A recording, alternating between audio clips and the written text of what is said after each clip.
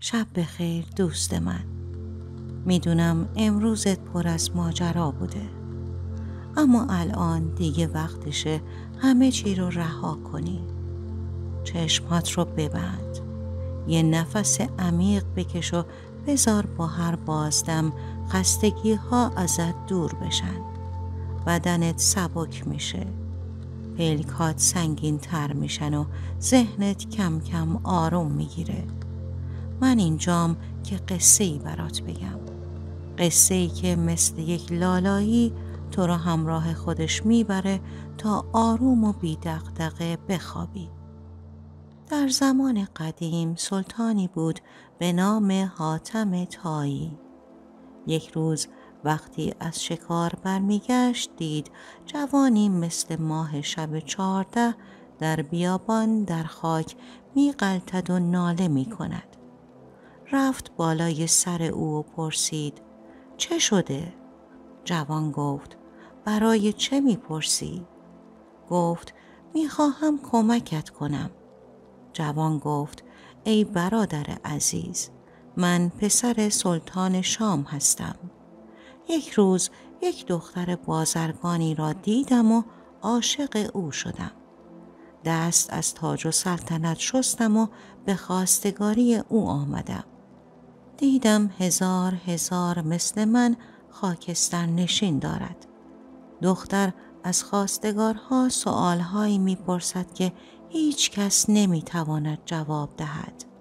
حاتم گفت: بلند شو جوان، من به خاطر خدا به تو کمک میکنم. بعد جوان را که اسم او احمد بود از روی خاک بلند کرد و برد به شهر خودش. پس از 3 روز با احمد حرکت کردند به سمت شهر شاهآباد. وارد شهر شاهآباد که شدند، غلامان ملکه آنها را به میهمانخانه بردند. هر کس که وارد آن شهر میشد، غلامان به او غذا و بعد یک بشقاب زر میدادند. حاتم و احمد وقتی وارد مهمانخانه شدند گفتند: ما غذا نمیخوریم و زر هم نمیخواهیم. خبر برای ملکه بردند که 2 نفر آمدند، نه غذا میخورند و نه زر میگیرند. ملکه آنها را خواست و از پشت پرده علت کار آنها را پرسید. حاتم گفت: ما خواستگار هستیم و تا شما قول ازدواج به ما ندهید دست به سفره نمیزنیم. دختر گفت: من یک سؤال دارم. هر کس جواب سؤالم را بدهد من از آن او هستم. حاتم قبول کرد که جواب سؤال او را پیدا کند. قرار شد بعد از نهار ملکه سؤال خود را بپرسد. وقتی نهار خوردند دختر گفت: شخصی هست که روزی 3 بار فریاد می کشد. 1 بار دیدم، بار دیگر هوس است. ببینید که چه دیده است که این را می گوید. حاتم گفت: بسیار خوب، من می روم احمد پیش شما باشد. من به خاطر خدا به او قول دادم دست شما را در دست او بگذارم. دختر گفت: تا زنده است در مهمانخانه من از او پذیرایی می شود. احمد اتاقی را در کاروانسرا اجاره کرد و موقع غذا خوردن به میهمانخانه رفت. روزی 5 اشرفی هم به او پول می دادند. حاتم از دروازه شهر بیرون آمد. بعد از 2 شبانه روز راهپیمایی رسید به جایی که دید گرگی آهویی را شکار کرده. آهو به التماس می گوید که بچه هایم گرسنه ماندند، به من رحم کن. حاتم به گرگ نهیب زد که مگر از خدا نمی ترسی؟ گرگ گفت: اگر من آهو را رها کنم تو شکم مرا سیر می کنی؟ حاتم گفت: بله. گرگ آهو را رها کرد. بعد به حاتم گفت: من گرسنه‌ام. حاتم گفت: من اینجا گوشت ندارم. از کجای بدنم ببرم و بدهم تو بخوری؟ گرگ گفت از رانت. حاتم کارد کشید و قسمتی از ران خود را برید و انداخت جلو گرگ. او هم گوشت را خورد و رفت. حاتم از شدت درد بیهوش شد. در این موقع 2 شغال نر و ماده آمدند. نر گفت این حاتم طایی است. آن گرگ و آهو هم اجنه بودند. می‌خواستند کاری کنند که حاتم به دست خودش را ناکار کند. شغال نر به شغال ماده گفت تو باردار هستی. همینجا بمان تا من بروم دوای درد حاتم را که مغز طاووسی در مازندران است بیاورم. شغال نر تا شب خود را به مازندران رساند. کله طاووس را کند و فردا ظهر خود را به حاتم رساند و مغز کله طاووس را در آورد و روی زخم حاتم گذاشت. بعد از ساعتی حاتم به هوش آمد. دید 1 جفت شغال بالای سر او ایستادند تا آفتاب روی او نتابد. حاتم به آنها گفت من چطور محبت‌های شما را جبران کنم؟ شغال نر گفت این دور و بر چند تا کفتار هست که هر وقت خدا به ما بچه می دهد می آیند و آنها را می خورند. حاتم گفت مرا پیش آنها ببر. شاید کاری کردم که آنها دیگر به بچه های شما دست نزنند. حاتم را بردند جایی که کفتارها بودند. حاتم به کفتارها گفت من از شما خواهش می کنم که بچه های این شغال را نخورید. گفتند پس ما برای غذایمان چه کار کنیم؟ شغال نر که پشت سر حاتم ایستاده بود گفت ما خوراک 2 ماه شما را به گردن می گیریم. کفتارها قبول کردند. حاتم با شغالها ودا کرد و به راه خود ادامه داد. رفت و رفت تا تشنه و گرسنه شد. در بیابان چیزی برای خوردن پیدا نمی شد. در این موقع پیرمردی با ریش سفید پیدا شد. 1 کوزه آب و 1 قرص نان در دست داشت. آن را به حاتم داد و بعد گفت قدری که جلوتر رفتی میرسی به 1 دوراهی. هر 2 راه به کوه قاف میرسد. راه دست راست نزدیک است اما پرخطر و راه دست چپ دور اما بی خطر است.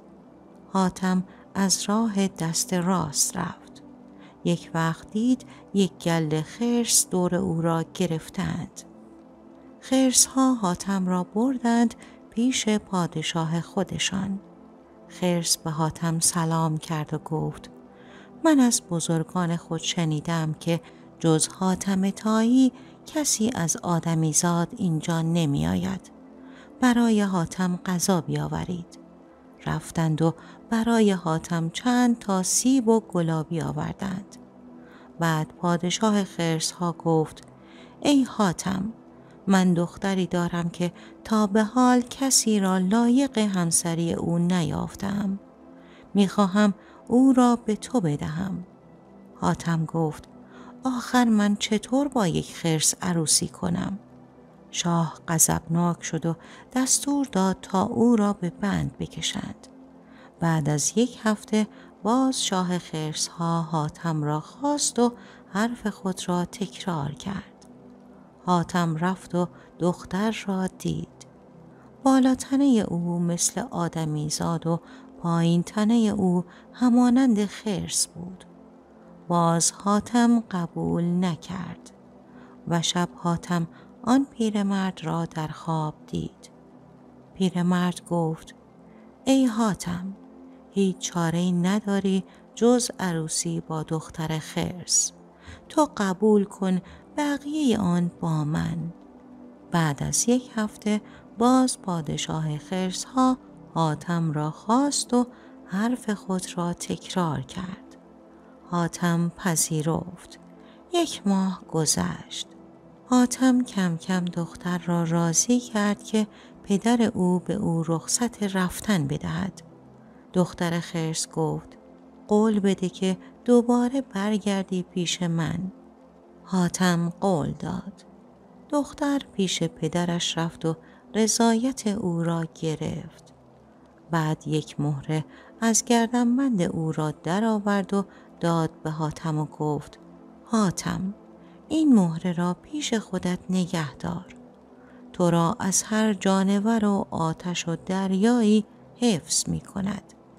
شاه هم عصایی به او داد و گفت اگر در دریا بیفتی این عصا تو را مثل کشتی به هر جا که بخواهی می برد.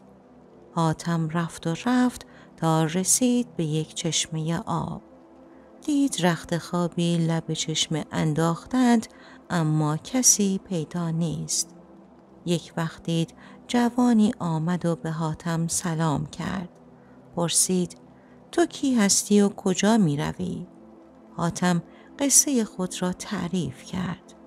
در این موقع 1 نفر که 2 کاسه شیر برنج و 2 قرص نان در دست داشت پیدا شد.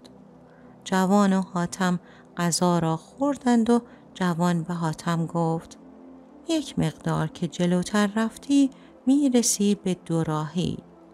راه دست راست دور اما بی خطر است و راه دست چپ نزدیک اما هم دریا در جلوی راهت قرار دارد و هم خطر. حاتم آمد تا رسید سر 2 راهی. از راه دست چپ رفت. از دور شعله آتشی دید. رفت جلو. دید اژدهاست و از دهان او آتش بیرون می آید. اژدها حاتم را بلعید. مدت 2 شبانه روز در شکم اژدها بود و از بس آنجا راه رفت دل و روده اژدها را له کرد. اژدها دید غذایی که خورده هضم نمی شود. دل و روده او هم دارد له و لورده می شود. حاتم را بالا آورد و بعد پا به فرار گذاشت. حاتم رفت لب دریا که لباسهایش را بشوید. ناگهان 1 دست از دریا بیرون آمد و گریبان او را گرفت. لباسهایش را هم با دست دیگرش برداشت و حاتم را کشید در دریا. به ته دریا که رسید دست او را برد در 1 باغ که نازنینی آنجا نشسته بود. نصف تن او آدم و نصف دیگر او ماهی بود. گفت سلام حاتم، چند روز است که منتظر تو هستم. بنابر گفته بزرگان ما تو باید 2 روز پیش می رسیدی. بنشین و غذا بخور. وقتی غذا خوردند دختر گفت مرا برای خودت عقد کن. حاتم امتناع کرد. دختر گفت می خواهی بگویم هر تکه گوشتت را یکی ببرد؟ حاتم به ناچار پیشنهاد دختر را قبول کرد. 3 روز آنجا بود. بعد به دختر گفت برای انجام کاری این همه خطر را به جان خریدم و باید بروم. دختر گفت اگر قول می دهی که برگردی پیش من قبول می کنم. حاتم قول داد و دختر حاتم را پشت خود نشاند و رساند به آن طرف دریا و گفت همین راه را که بروی می رسی به کوه قاف. حاتم 2 روز در راه بود تا رسید پای کوه. دید آنجا چشمه آبی است و درخت‌های سبز دورش. پیرمرد درویشی آنجا نشسته بود. حاتم به او سلام کرد. درویش جواب سلام او را داد و گفت به چه جرأت و قدرتی و برای چه کاری اینجا آمده ای؟ حاتم گفت با قدرت خدا آمدم تا بدانم صدایی که میگوید 1 بار دیدم بار دیگر هوس است چیست؟ درویش گفت اما جان سالم به در نمیبری. یک وقت حاتم دید از جانب غیب سفره‌ای پهن شد و طعام حاضر شد. نشستند به شام خوردن. درویش به حاتم گفت هرچه میگویم خوب گوش کن و انجام بده، وگرنه تا ابد در طلسم میمانی. از این کوه کمی که بالاتر رفتی، یک نازنین دختر از آب بیرون می آید. دست تو را می گیرد و می کشد در باغ. وارد آن باغ که شدی، به اندازه 1000 دختر دور تو را می گیرند. هر کدام یک جور غمزه می آید. اگر به هیچ کدام اعتنا نکردی، قصری جلوی نظرت نمودار می شود. وارد قصر می شوی. تختی از زبرجد آنجا گذاشتند. عکسی به دیوار است. یک دختر در آن عکس هست که یک تاج از یاقوت سرخ بر سر دارد. پایت را روی تخت می گذاری. عکس یک دختر می شود. می آید جلوی تو، دست به سینه می ایستد. یک نقاب هم روی صورت او انداختند. هر وقت تماشا کردن تو تمام شد، دست او را می گیری و می رسی به آن جایی که می خواهی و آن شخص را می بینی. اگر تا 10 سال هم به او دست نزنی، او همانطور می ایستد. حاتم دست پیرمرد را بوسید و با او وداع کرد و راه افتاد. همانطور که پیرمرد گفته بود رفتار کرد، تا جایی که عکس تبدیل به دختر شد و آمد جلوی حاتم ایستاد. حاتم نقاب او را کنار زد و دید اگر تمام نقاشان عالم جمع شوند، حلقه یک چشم او را نمی توانند بکشند. 3 روز حاتم محو تماشای دختر بود. شبها چراغ از جانب غیب روشن می شد و نازنینان می آمدند، شروع می کردند به رقصیدن. روز 3 حاتم به خودش آمد و گفت اگر یک عمر هم بنشینی، از تماشا کردنش سیر نمی شوی. احمد بیچاره هم در غم فراق مانده است. دست دختر را گرفت. در این موقع یک نفر از زیر تخت بیرون آمد و لگدی به حاتم زد که ای خیره سر چه می کنی؟ حاتم بیهوش شد. وقتی به هوش آمد دید در یک بیابان بی آب و علف افتاده است. صدایی به گوشش خورد. یک بار دیدم، بار دیگر هوس است. رفت دنبال صدا. 2 شبانه روز راه می رفت تا رسید به جایی که پیرمردی نشسته بود لب جوی و ناله می کرد. سلام کرد و گفت ای پیرمرد، چه دیدی که بار دیگر هوس است؟ پیرمرد گفت من عاشق دختری بودم. او از من بیضه مروارید خواست. دنبال آن تا کوه قاف آمدم که یک دفعه نازنینی مرا به باغ کشید. هزاران هزار نازنین دور مرا گرفتند و هر کدام یک جور غمزه آمدند.